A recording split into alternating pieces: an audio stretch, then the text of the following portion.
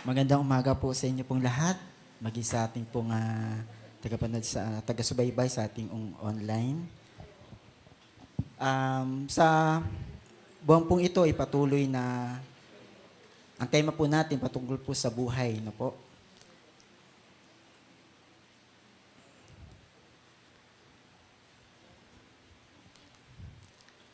Sige po, tayo po ay tumayo at patuloy po nating basahin ang kanyang mga salita. Sa umagang ito, ang ating pong tema ay ang makabuluhang buhay. Yan. Next slide po. Yan.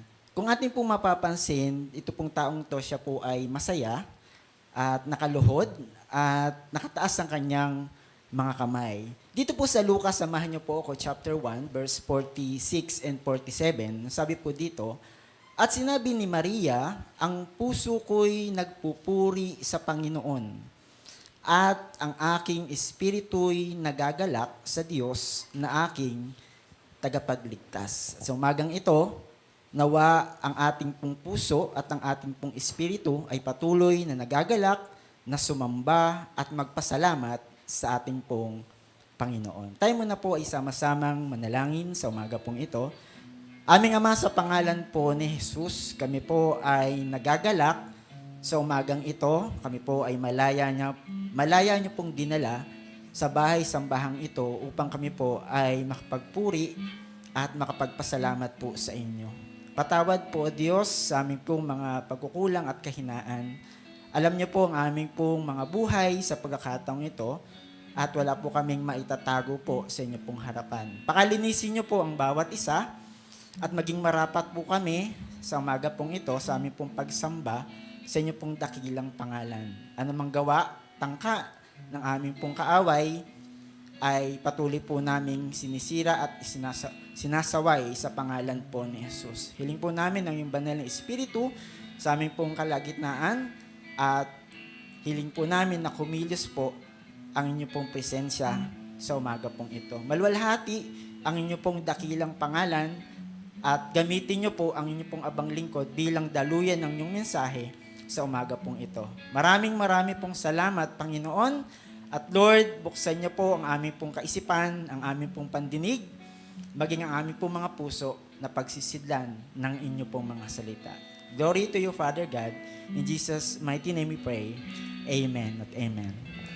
Sige po, tayo po ay makakaupo na. Bago po ang mensahe, ako po ay nagpapasalamat sa Panginoon dahil ako po ay nagkasakit.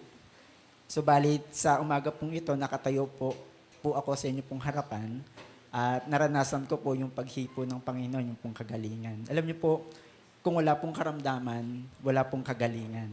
Kaya I praise God sa umaga pong ito. Ako po ay nagte-testify po sa inyo kung paano po na-experience ko po yung pagkilos po ng ating pong Panginoon. So, ang makabuluhang buhay.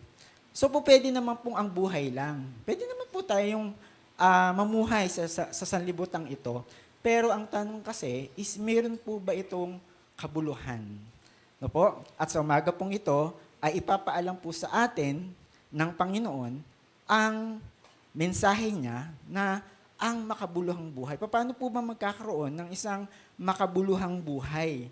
So nakita po natin sa next slide po, yung pong taong ito na siya po ay masaya, nakaluhod at nakataas ang kanyang mga kamay. Ano kaya sa tingin nyo ang kanyang nararamdaman o naranasan sa pagkakataong ito base sa inyo pong pagkakita sa litratong iyan? Ito po.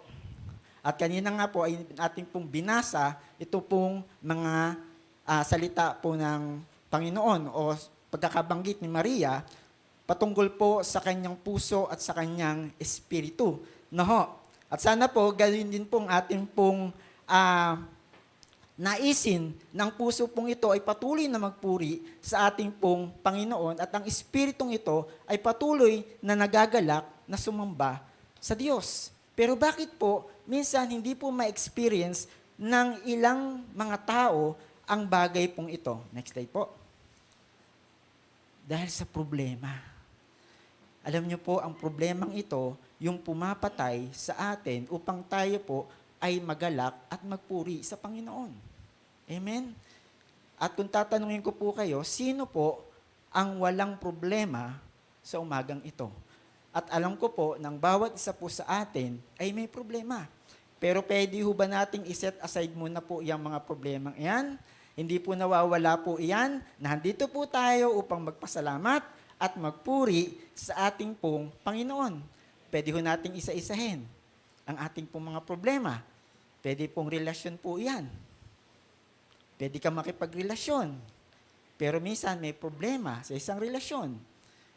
Relasyon sa anak, sa magulang, relasyon sa asawang lalaki, relasyon sa kanyang asawa, at vice versa. Sa anak po natin, na lumalaki, no, minsan may problema, nakaka-encounter po tayo, kasama po sa buhay yan.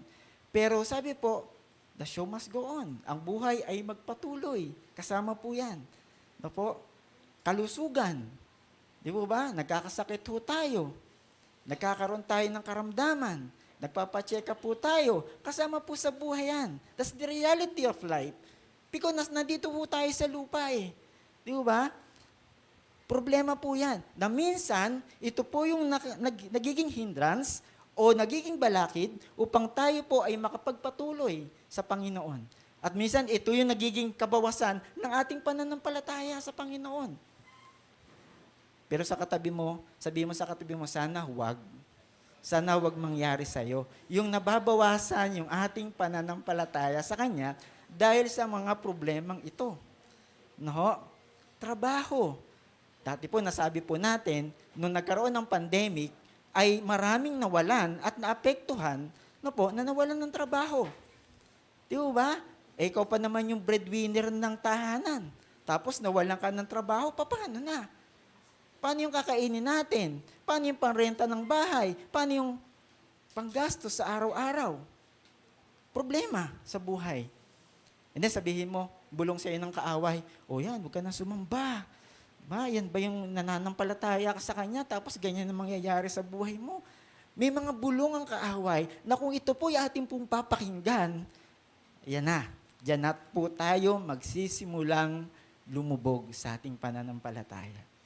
Bakit po? Kasi yung Word of God na pinamemorize po sa atin ng ating po mga leaders, hindi po natin na-memorize. Kaya kung may bulong ang kaaway sa atin na, huwag ka nang sumamba. Sabihin natin, nasusulat. Sabi ng Panginoon. Amen. Kasi alam natin, yung pantapat at panlaban sa ating pong kaaway. Kung dumarating man yung pagkakataon na tayo po ay pinababagsak ng ating kaaway sa ating pananampalataya. Meron tayong salita ng Diyos na pinanghahawakan. At ito po ang nagsisilbing tabak na pamatay po natin sa ating pong kaaway. Mamaya dadaanan po natin yan. Pinansyal na pangangailangan. No po? Dahil nga nawalan ka ng trabaho, nawalan ka ng panggastos, bumagsak ang iyong pananampalataya din. Huwag po. Emosyonal. Minsan, emotionally weak po tayo no? Konting bagay, talaga naman dinadamdam po natin.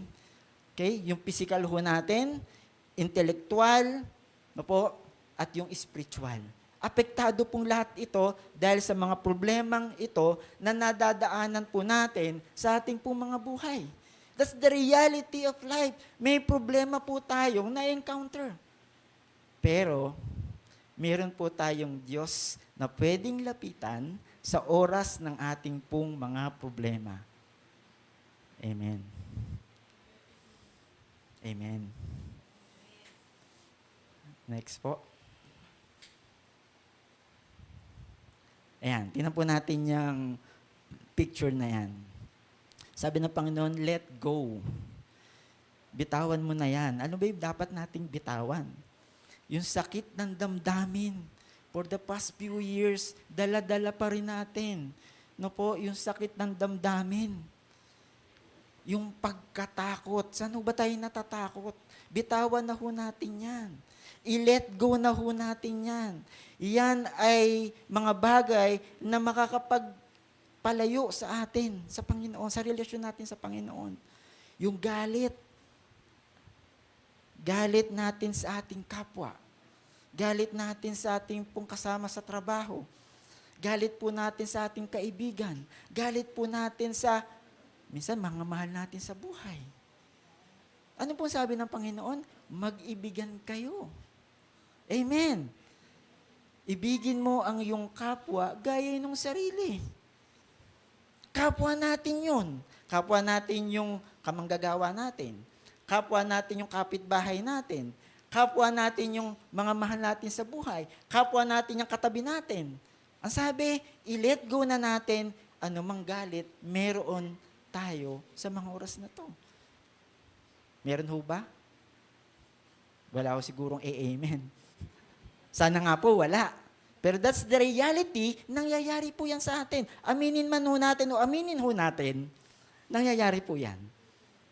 Nagagalit ho tayo. Sabi ni Lord, let go. Hayaan na natin yan. Kung may nagawa man silang na hindi maganda sa atin, mahalin pa rin natin sila. Bakit? Kasi yun ang utos ng Panginoon. Ibigin mo yung kapwa. Amen po ba? Ibigin natin ang Panginoong Diyos, yun yung unang-una eh. Second, yung ating pong kapwa. Yung hapdi at kirot na na-experience natin. Ilang years na ba na na-experience natin ito, na hindi pa tayo ngayon nakaka-move on. Ilang taon na? No? Meron pa ho ba na pinanghahawakan yung mga bagay na yon, kaya hindi tayo makausad sa ating pananampalataya, hindi tayo makausad sa ating pong paglilingkod dahil sa mga bagay na ito. No po? Yung hindi pagpapatawad, kasama po dyan, unforgiveness, kasama po yan dyan, yung medyo mahaba po, no? Unforgiveness. Kung hindi ho natin yan i-let go,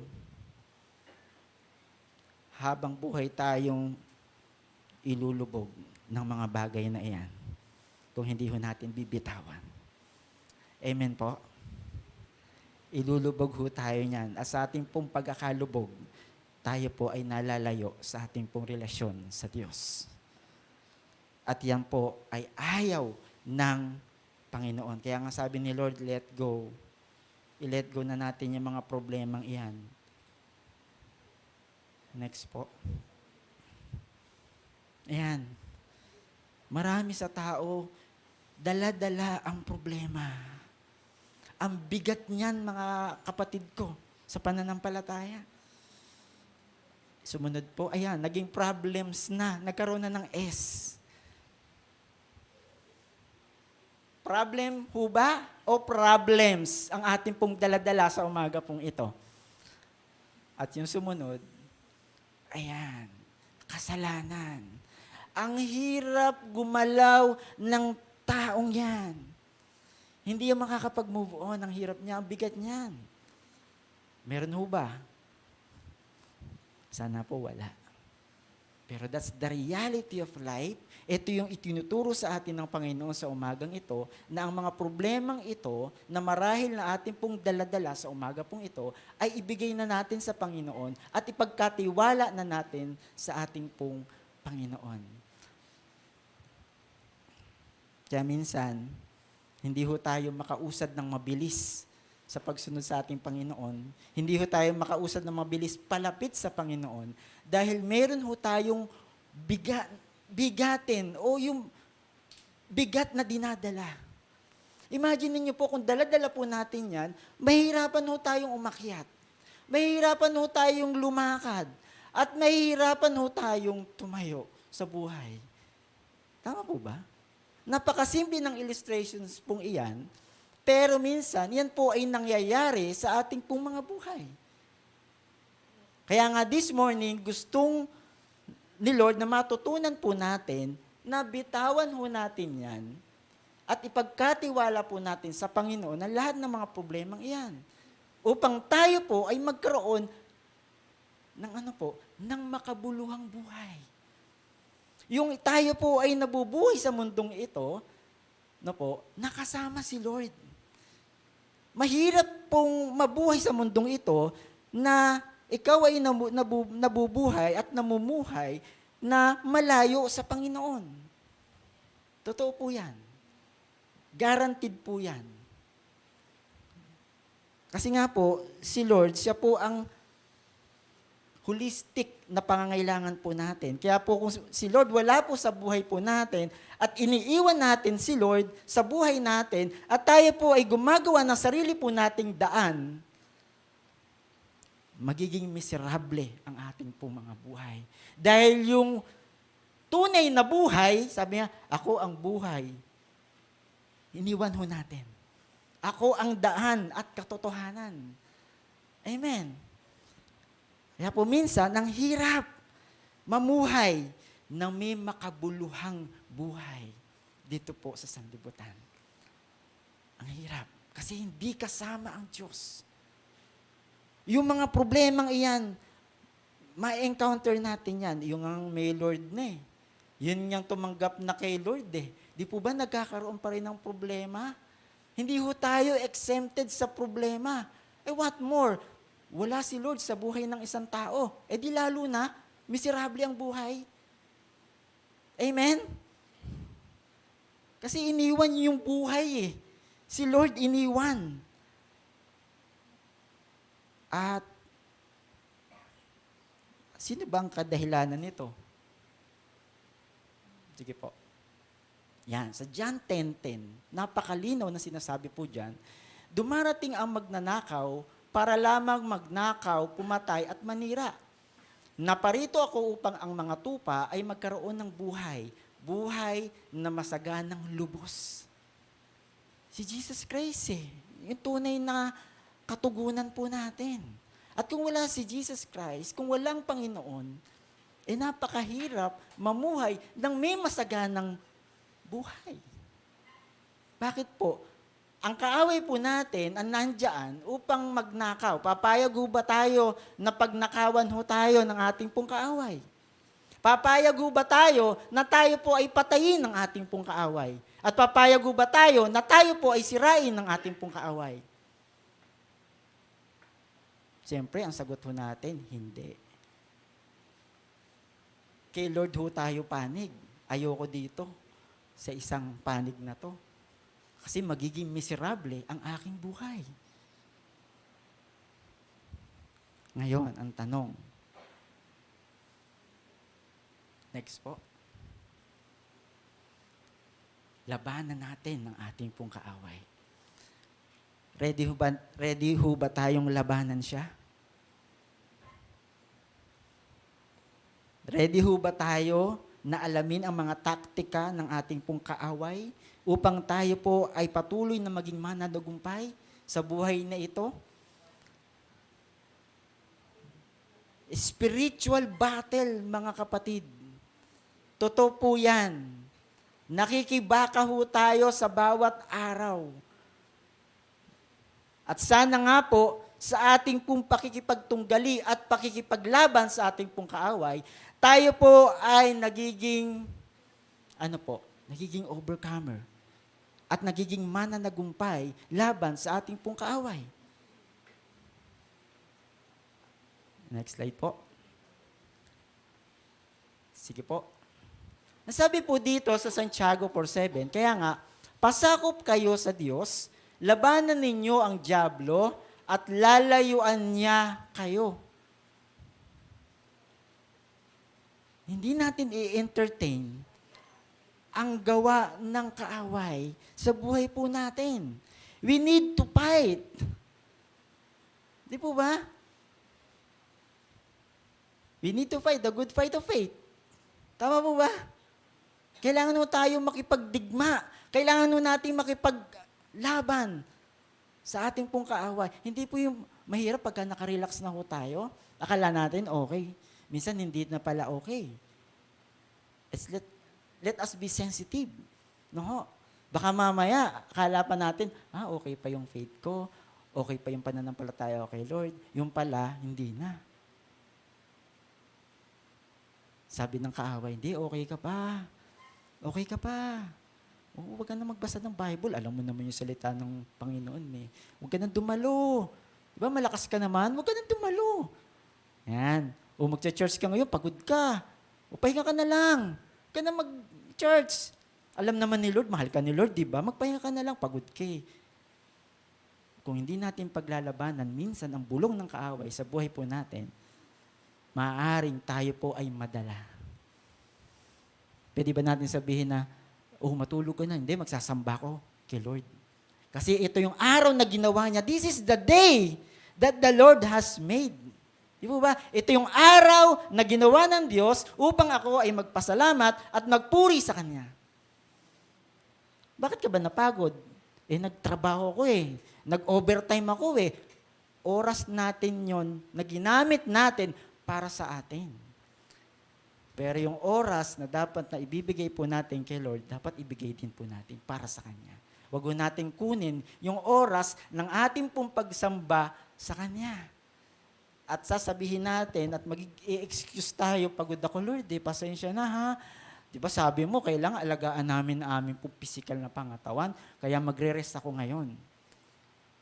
Paano sa susunod na pagkakataon, sa mga susunod na linggo, ganun ang nangyari. Papaano na yung ating pong magiging relasyon sa Kanya?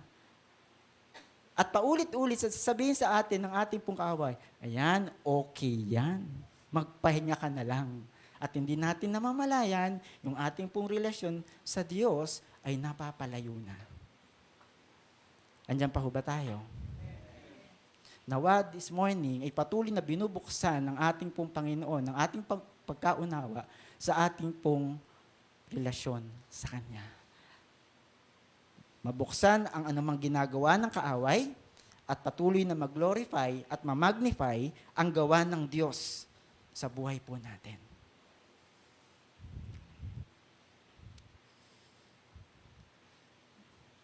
Handa po ba tayo makipagdigma sa ating pong kaaway sa bawat araw?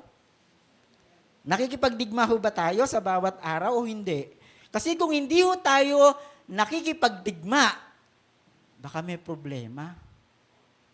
Baka tayo po ay sumusunod sa agos ng sanlibutang ito. Andyan pa ho ba tayo? Tingnan ho natin kung tayo nga po ay nakikipagdigma between battle of good and evil. Napaka-importante po ng mensahe ni Lord sa umaga pong ito upang tayo po ay magkaroon ng makabuluhang buhay na kasama ang Panginoon.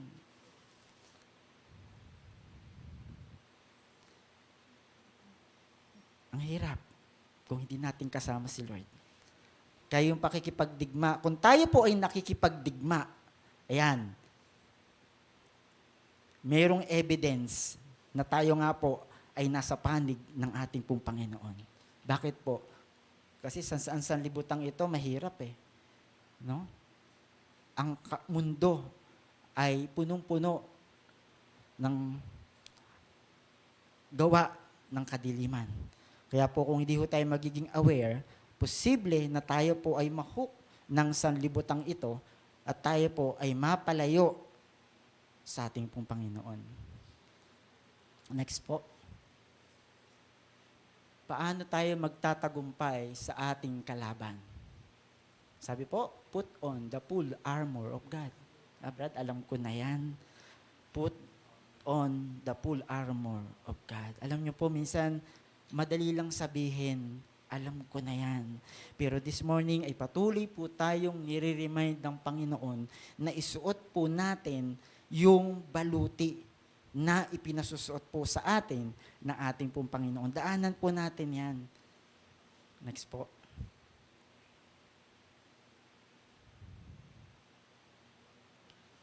Sinturon ng katotohanan. Nawa hindi na po naghahari sa buhay po natin ang kasinungalingan. Kasi minsan, pwede yun eh. Magamit ng kaaway yun sa atin. Magsinungaling ka na lang. Pwede naman yun eh. Hindi ka na mapaparusahan. Nag-advise nun worldly na friend mo. Sasabihin mo, oo nga no, magsisinungaling na lang din ako para hindi ako maparusahan. Makikipag-conform na tayo sa sanlibutan. Ay, thank you sa paalala. Salamat sa advice. Imbis na ikaw ang mag-advise sa kanya, ay mali yan. Kung anong katotohanan, yun ang dapat na mangyari. Minsan nadadala ho tayo. Bakit? Sa 10:1, 10 ang hindi mananampalataya at ikaw lang ang mananampalataya. Minsan nadadamay ho tayo sa mga decision makings.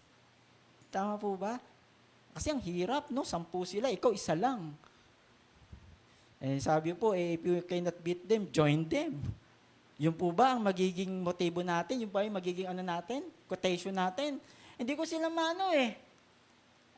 madaig. Kaya ako na lang ang sasama sa kanila.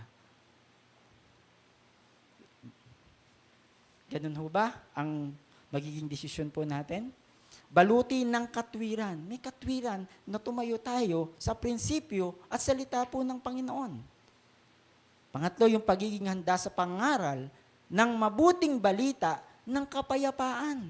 Hindi kaguluhan, hindi po ng away, kundi kapayapaan na nanggagaling sa Panginoon. Pag-ibig.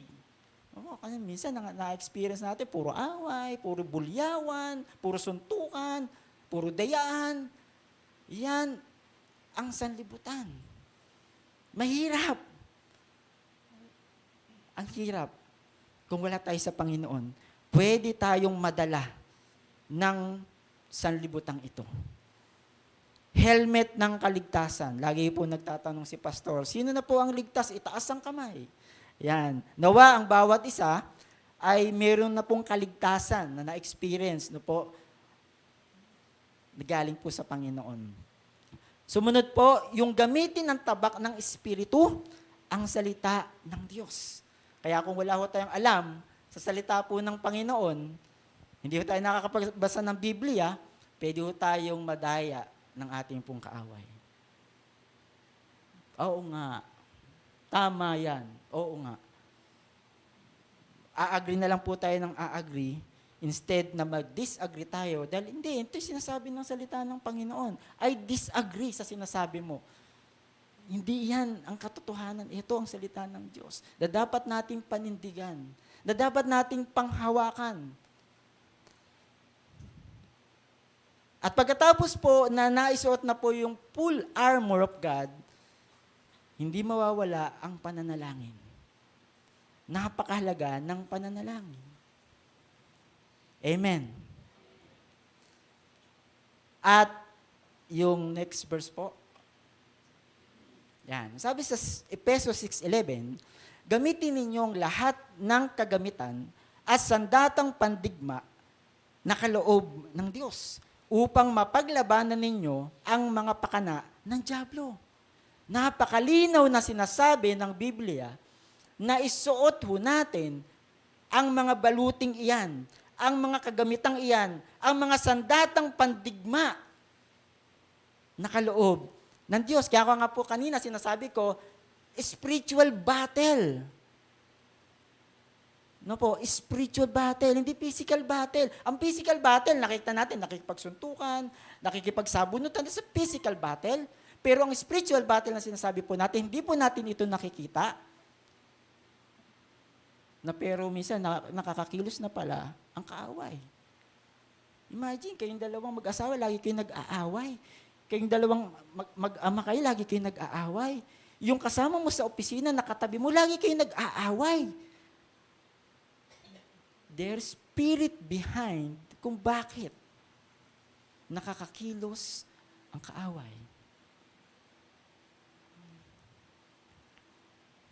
Kaya sabi nga po, pag binato ka ng bato,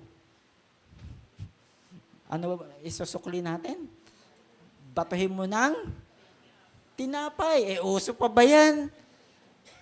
Pag binato ka ng bato, binabato natin, bakal Okay, lalabasan natin ng baril. Binato ko eto, baril. Ganyan ang tao Di ba? Nasagi lang. May sasakyan, nasagi ng, di ba? Bababa, tapos kakasahan ka ng baril. Ganun po ba? Minsan kahit ang mga Kristiyano, nadadala sa emosyon. Di ba? Imbis na magpakumbaba, na humingi ng sorry, lalabas din. Ayun na, doon na magsisimula ang away. At makikita tayo, ay di ba ano yan? Kasama nyo yan. Dumadalo yan sa inyo, di ba? Ay sino ba yon? Secret. Ang hirap. Minsan yung emosyon. Minsan yung makasalanang emosyon. Lumalabas, yung halimaw. No? Na nakatago. No? Minsan lumalabas. Natutulog. Kaya nga ang hirap eh. Ang hirap. Na kung hindi ho tayo totally surrender sa Panginoon, mahirap na makasunod totally sa Panginoon. No? Ang hirap. Kaya po, patuloy ho natin ipanalangin, Lord, sana po kami po ay patuloy na naka-align sa iyong plano. Kami po ay patuloy na makasunod sa iyong kalooban at kagustuhan. No po? Huwag natin pasingitin kung ano man maaring ginagawa ng kaaway sa ating pong mga buhay, maging sa ating pong pananampalataya. Maging sensitive ho tayo sa kilos ng ating pong kaaway. Okay po. Ang bilis. Huwag kang mag-alala at mabalisa. Sino po ang nag-aalala sa mga oras na ito at nababalisa sa mga problema na marahil na kanilang daladala? Pwede mong sabihin sa katabi mo, huwag kang mag-alala at huwag kang mabalisa. Di totoo po yan. That's That's encouragement. No, that's encouragement. Yung bang lumapit sa iyo yung kapatid mo, kaibigan mo, sinasabing umiyak siya, may problema siya. Touch of encouragement. Kaibigan, tara, pray tayo. Alam natin, malalampasan natin yan. Alam mo, malalampasan mo yan. Dahil nandyan si Lord. Di ba? Amen po ba? Na tayo yung gagamitin ni Lord kasi kilala natin ang Panginoon. Eh ang hirap, ikaw nang nakakilala sa Panginoon, ikaw pa ang kinukomport. At sinasabihan, di ba, nangangaral ka rin. Pinangaral mo nga si Lord, tumutugon sa mga problema eh. Di ba? Baliktad, yung isang mananampalataya lumapit sa di mananampalataya, yung hindi mananampalataya pa ang nag-encourage sa kanya. Nakakahiya naman. Na dapat tayo pong mananampalataya, tayo pong nakakilala sa Panginoon, tayong may pananalig sa Panginoon, ang siyang patuloy na magiging encourager at encouragement sa mga taong may problema. Amen? Grabe. All things are possible with God. Imposible sa tao, sa Diyos walang imposible.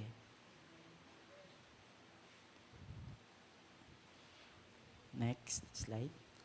Dito po sa Mateo 6:25, kaya't sinasabi ko sa inyo, huwag kayong mabalisa tungkol sa inyong kakainin at sa inyong iinumin upang kayo'y mabuhay o kaya'y tungkol sa susuotin ng inyong katawan. Hindi ba't ang buhay ay higit na mahalaga kaysa pagkain at ang katawan kaysa damit? Kaya sa umagang ito, alam ko may problema tayo eh. Ang bawat isa may problema eh. Ang sabi po at paalala ng salita ng Panginoon, huwag kayong mabalisa. Huwag tayong mag-alala. Ipagkatiwala natin sa Lord anuman ang ating pong problema. Kahit na stage 4 ang cancer. Paano yun? Pagka nabalitaan, sabi ng doktor, tinitingnan yung resulta ng exam, resulta ng examinasyon mo. Napapailing yung doktor. Ikinalulungkot kong ibalita sa iyo. Naku. Na ikaw. Ang pangalan mo? Ay tinataningan ko na. May taning na ang buhay. Pero may kilala ho tayong tinaningan ng doktor. Subalit hanggang ngayon ay buhay. Pwede ba nating palakpakan ang Panginoon? Kasi sa tao nga, imposible to Tinaningan ko na to bakit parang buhay pa hanggang ngayon? Kasi nagmimilagro ang Diyos. Naghihimala ang Diyos. At yan ay napatunayan ko. At alam ko po, napatunayan nyo na rin ang bagay na ito, na dapat po nating sabihin sa iba na magdadagdag ng kanilang pananampalataya at magpapatibay sa kanila ng relasyon sa Diyos. Minsan, dahil nga tahimik, ayaw magsalita, ang hirap i-share ang kabutihan ng Diyos sa iba. At papayag ba tayo na ginawan tayo ng kabutihan ng Diyos, naghimala ang Diyos sa buhay natin, hindi natin sasabihin sa ibang tao? Ganun din yung kanilang na-experience. Mo, ako din, nagkaroon din ng ganyan Stage 5 cancer. May stage 5 po ba na cancer? Sa iyo, stage 2 pa lang. Sa akin, naghimala ang Diyos, magaling na ako. Pwede ka rin pagalingin ng Panginoon. Yung Diyos na pinaglilingkuran ko, pwede maghimala sa iyo. Yung Diyos na kilala natin. Kaya ang hirap kung tayo po ay tatahimik na lang, yung bang testimony, yung testify na sinasabi po, hindi mo natin maibabalita sa ibang tao na nangangailangan ng encouragement. Na malaman nila na ang Diyos pala ay naghihimala at nagpapagaling. Amen po. Totoo po yan. Kasi proven Nabasa natin sa kanyang mga salita At hindi na natin kailangan na to see is to believe.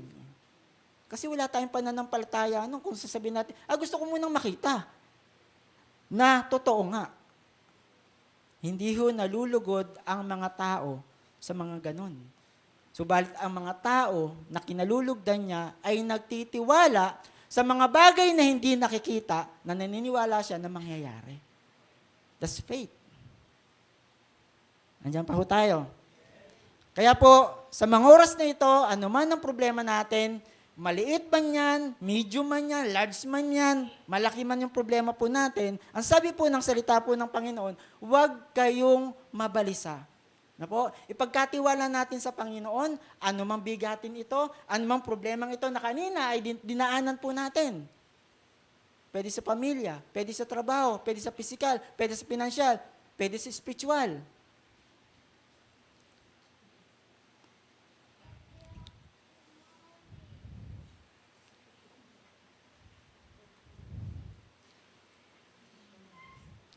Next po.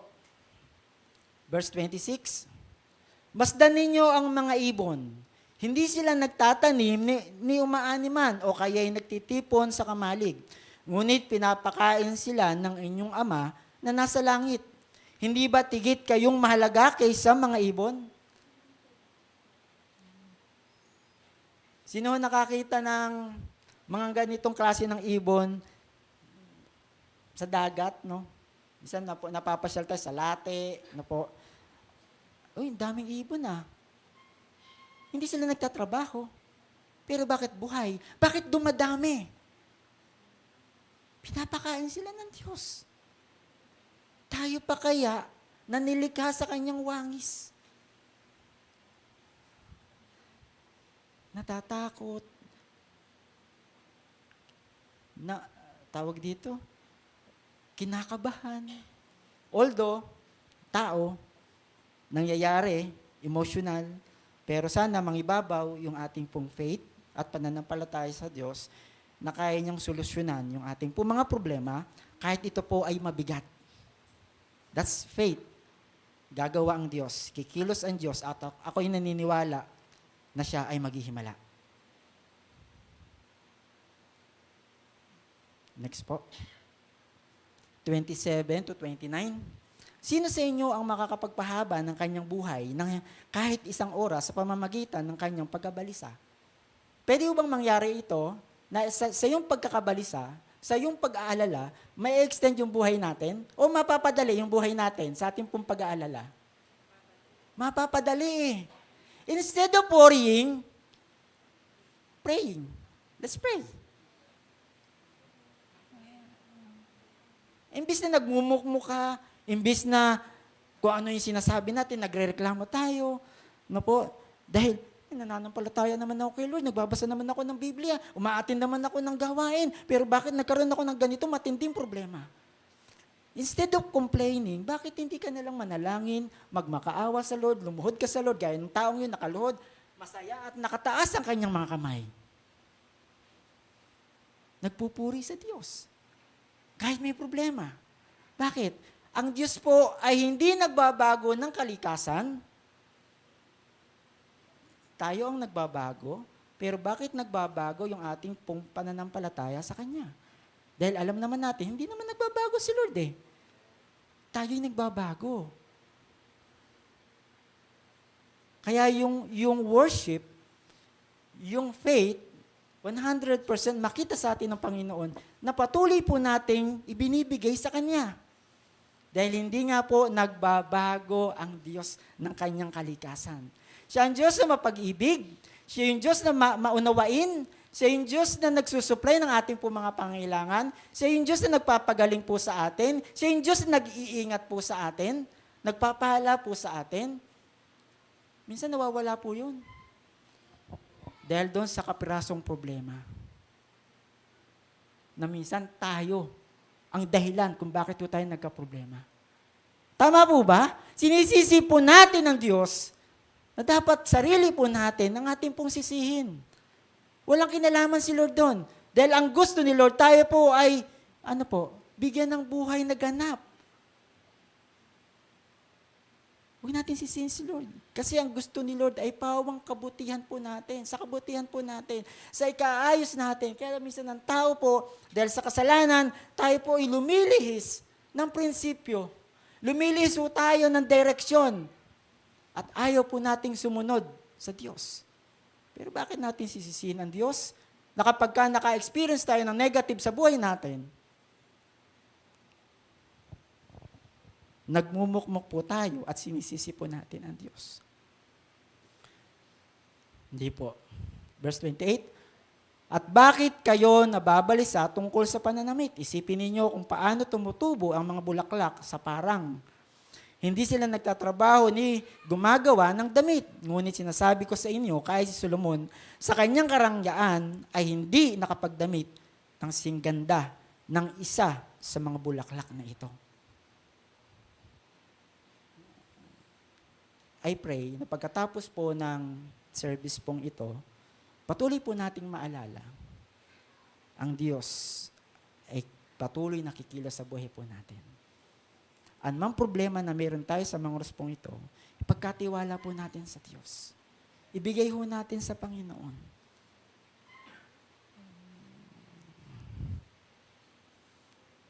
Next po. Sa verse 30, kung dinadamitan ng Diyos ang damo sa parang, na buhay ngayon at kinabukasan ay ginagatong sa kalan, kayo pa kaya kay liit ng inyong pananampalataya sa Kanya?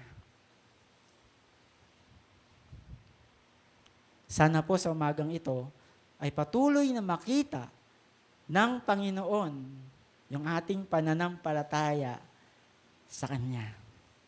Amen. Lord, makita niyo po, sa umagang ito, yung aming po mga puso na patuloy nananampalataya sa inyo. Gusto ko pong ipalabas itong short video clip po ito, gusto ko pong i-share po sa inyo. Hindi ko alam kung meron na po nakakita nito. Subalit, sa mga hindi pa po nakakakita, gusto ko pong i-share po itong short video clip.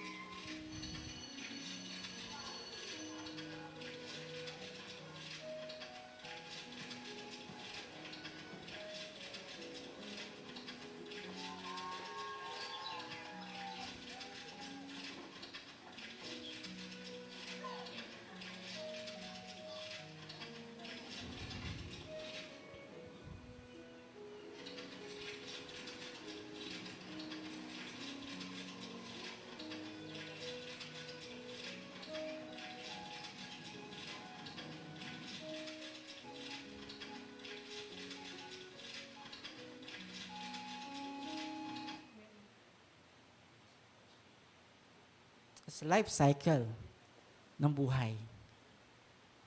Okay, that's the typical life cycle. Pero may kulang. Hindi pinakita ng video, yung taong yun ay may Diyos sa buhay. Although alam natin, kumilos ang Diyos sa kanyang buhay, bata pa lang siya, sinilang siya, hanggang sa nag-aral siya, nagtrabaho, nagkaanak, nagkaapo. Napo, that's a life cycle ng tao. Pero, alam natin kumilos ang Diyos sa kanyang buhay, pero yung taong yon, malamang, hindi natin nakita na kumilos siya sa pinag-uutos ng Diyos sa kanyang buhay. Nasabi po dito sa Mangangaral chapter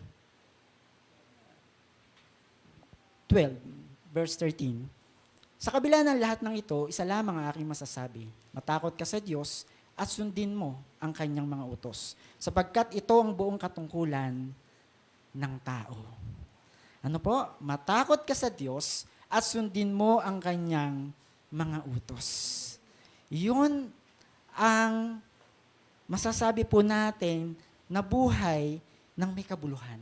Yan tayo po ay nabubuhay sa sanlibutan ito na may takot sa Diyos at patuloy na sumusunod sa kanyang ipinag-uutos. At last slide, sabi po ni C.S. Lewis, you can't go back and change the beginning, but you can start where you are and change the ending. Ulitin ko ho. You can't go back and change the beginning, but you can start where you are and change the ending. Tayo po ay tumayo. Tayo po ay patuloy na magpasalamat sa ating Panginoon.